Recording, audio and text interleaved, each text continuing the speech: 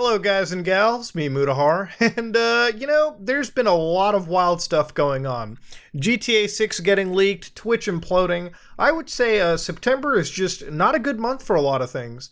But you know what September is not a good month for? Indonesia. Okay, now Indonesia is a beautiful country.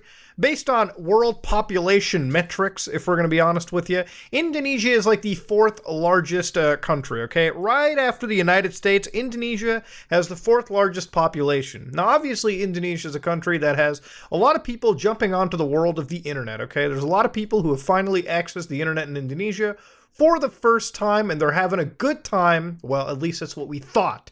Now, ladies and gentlemen, to understand exactly what's going on, if you're an Indonesian viewer, well, if you're on the internet, your data is being traded faster than $10 ass in Tijuana, if you will. It's not exactly a good time, but to understand, if you just look at this image real quickly, now, I'm blurring out exactly where this is. I don't want you to actually go here.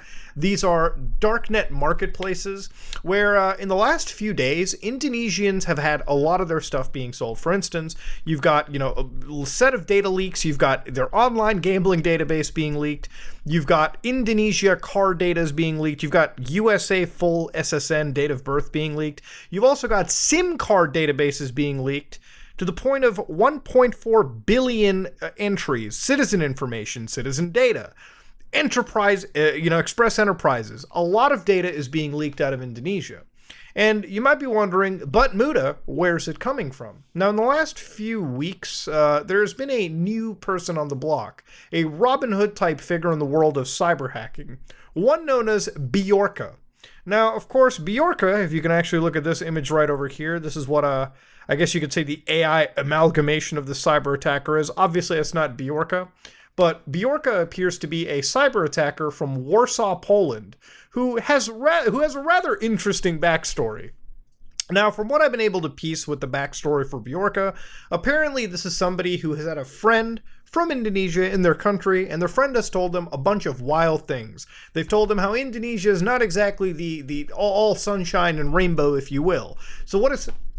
Now, Bjorka's backstory is rather interesting. Bjorka has had a friend in Poland who has told him about the horrors of the country. And because of this, Bjorka has been lashing out at some of the highest profile politicians in the country and has been exposing some of the largest amount of data leaks, specifically leaking the information of personal citizens as sort of a statement about the data privacy laws in Indonesia.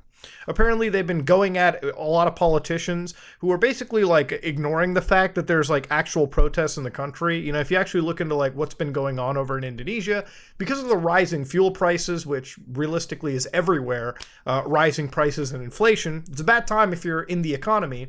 There's just a lot of protesting, like there isn't, well, really everywhere in the world, and I guess there should be if you want to get answers from your politicians. But of course, when it comes to this individual, they've been targeting the government and they've been leaking out 1.4 billion users' information, reportedly, when it comes to their SIM cards and various other pieces of information as time has went on.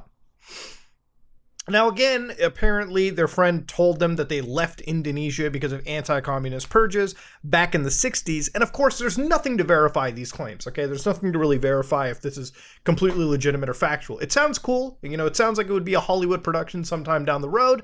But again, I can't prove it. I just wanted to mention it because it was some interesting backstory that I've been hearing from time and time again. Now, when I was looking into characters like Bjorka, I came across one site that they used to run, it seems, leak.sh. It's not active anymore, but on the Wayback Machine as far back as February 14, 2021, you could see that they were actually running a data breach search engine. The information is intended for research purposes. Sure, buddy. Sure it is. They had 1.2 billion pieces of data and about 570 gigabytes of data sitting around, totaling from 37 different breaches. Truly a wild, wild place. Now, of course, this was run by Bjorka, and if you highlight that URL, it'll actually give you a Telegram ID. Haven't checked if that's actually active or not, and I really don't want to. I don't want to stick my... I don't want to step on shit too hard, okay? Now, to understand, Indonesia's data privacy is not something new. The problem with the country country's cybersecurity issues range all the way back, okay? Here's a report from like 2020, 2021, where literally their social security data breach exposed virtually all Indonesians to digital fraud risks. The Communication and Information Technology Ministry said that it has suspected personal records of at least 100,000 individuals have been leaked from BPJS Kesehatan and asked the country's national insurance company to notify individuals about the breach. Apparently, they've been selling it for like 0.15 bitcoins, like 6 grand. Apparently, I think that might be like a sample of it. Of course, a larger set of the database they claim to hold more than 279 million records, containing information ranging from national identity numbers, social security numbers, phone numbers, and tax identification numbers to family members, blood types, and salaries. And that, ladies and gentlemen, holy shit, that is like everything on an individual completely laid out. Now, again, if that was true, that would be one of the largest personal data breaches that the country would ever actually have seen. Now, of course, when it comes to data privacy, one thing we have to understand is data privacy is important. Look, no matter what, Facebook, Microsoft, Google, Amazon, every big tech company in the world probably has your personal data flowing through it at any given point, okay? I am downloading a game off of Xbox Live right now. If you think Microsoft isn't poking around the network that the Xbox Series X is connected to, you'd be mistaken. Look, I'm not saying you can't, hide your digital footprint completely. It's almost impossible these day and ages. But with our personal data flowing through, it's very important that your countries pass laws that actually take your privacy into account. I don't like to get political on this channel, and I really don't consider this a political talking point. I think having personal data protection laws are the most important thing going forward. This is one of the most valuable pieces of data going forward. And if it's not protected by the companies in regards to breaches, that needs to be addressed, okay? You can't just have it where hundreds of millions of users can have their information leaked out and the company just does a BP oil spill apology and goes, "We're sorry, we'll do better next time." No, in Indonesia's case, if you're an actual, citizen from this country, you need to be on top of this. Now, it seems as though as part of that 1.3 billion SIM card leak, which really is a lot of information when you think about it, because it would contain a lot of information regarding the identities of personal Indonesians. Because to get an Indonesian SIM card, it seems you need to register using your KTP, which is basically your Indonesian identity card. Now, of course, this pretty much comes with all of your information day one. So if you look at it, it comes with your name, obviously every piece of identifiable information somebody would really need, and of course, if you can get that piece of information off somebody's SIM card, you can figure out exactly who they are and, a lot of other information bouncing off of that. Not good. Now, because of this backstory that I mentioned earlier, where they were tussling with governmental leaders and they were actually, selling this information, it sort of put them up as a Robin Hood-like figure, although personally, I don't really consider somebody selling somebody's personal information really considered a hero. I mean, I don't see the Robin Hood nature in that. Let's just call it what it is. Bjorka, or whoever this person is, clearly just wants to make some money and call it a day. Not exactly the Robin Hoodish figure that I would expect, right? One of the things that Bjorka seems to have done in regards to a lot of these hacks is actually brought upon the actual government to really consider passing some strict data privacy laws, or at least relatively strict. They've done it in the matter of days, really. And they claim it's not necessarily because this individual, this has been running, for a few months now, but let's be real. People are getting a little pissed that their information is getting leaked, and the politicians have to respond in some quick capacity. One of the posts I saw actually summarizes pretty easily. "I think some parties people in Indonesia want to say, 'Thank you, Bjorka, your actions give us profit and wealth.' Because his actions have changed the cybersecurity situation in Indonesia, it is undeniable that after he leaked several private information and some state documents, I don't exactly know if the state documents is necessarily true or can be attributed, several high-ranking officials of this country came to their senses. They need to act and finally start learning what cybersecurity is. In my opinion, this is not entirely true, but the fact is the state budget for institutions that manage the cybersecurity will increase dramatically the next year." Absolutely true. And it's great for the average person living there. And it's phenomenal that the personal data law, the actual thing, has been ratified by the Indonesian People's Council. Again, after Bjorka, they immediately caused this to happen. It was insane, the timing on this situation. Now, I wanted to look if Bjorka was actually leaking state information, and it seems like they actually have samples of actual secret letters in this case. So, for instance, right over here it says, user breach form. Okay. Bjorka making the cyber underworld excited after leaking a serious secret letter for President Jokowi. including the State Intelligence Agency. What are the details of the leaked sample documents? Jesus Christ. In fact, it seems like one of them is a letter titled Solution Letter to the President in a Sealed Envelope, with the sender of the Conditional Intelligence Agency and the receiver of RI-1. Second, a mystery letter to the Minister of the Secretary of Condition in a sealed envelope.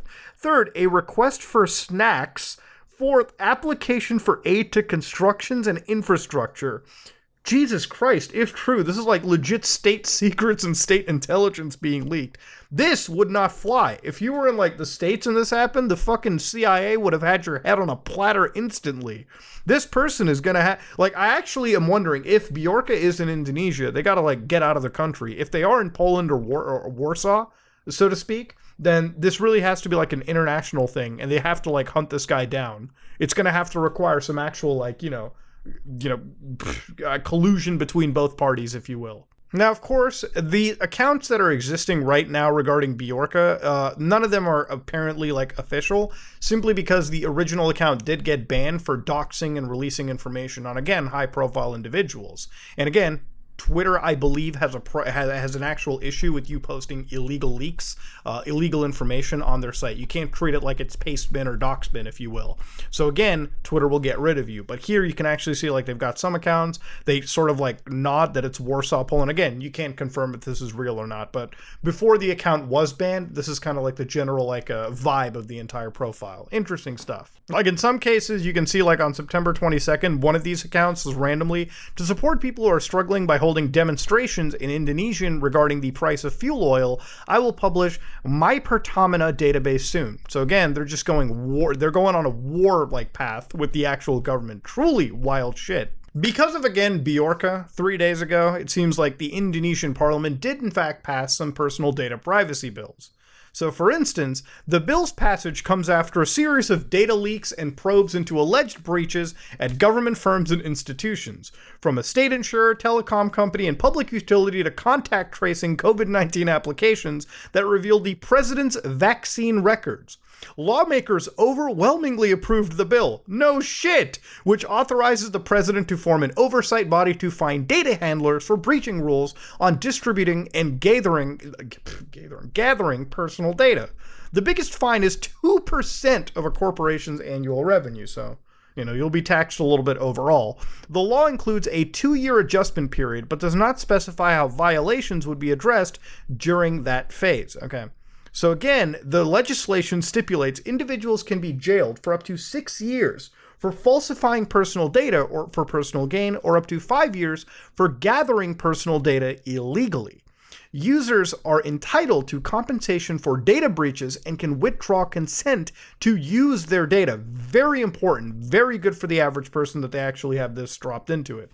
Again, the idea of like the government getting this hard and having a boner this fast for this kind of shit is great. Obviously, it took a lot of actual damage for it to happen, but for Indonesians, hopefully because of these new laws, they can sleep a little bit soundly. Look, at the end of the day, I'm not going to say things are going to change overnight, but obviously with laws like this and further regulations, and of course the chance that the users in Indonesia finally have a chance to get a little compensation for those data breaches, will force these companies into actually rethinking some of their strategies. Look, like I said, you can't stop your data from flowing all over the world.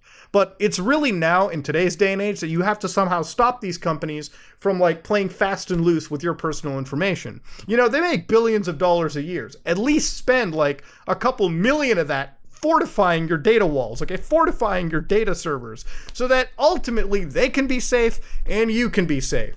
Bjorka is one of the most like Robin Hoodie figure type cyber attackers that I've seen in recent times. And while I don't agree with the actions of leaking personal information whatsoever, it's insane how it took all of that in order to get some basic proper privacy data laws actually passed. Realistically, all that had to happen was not the average person getting hurt. The elite, the people at the top, the actual politicians had to feel a little bit of the burn before they got off their ass and did what they were fucking voted to do.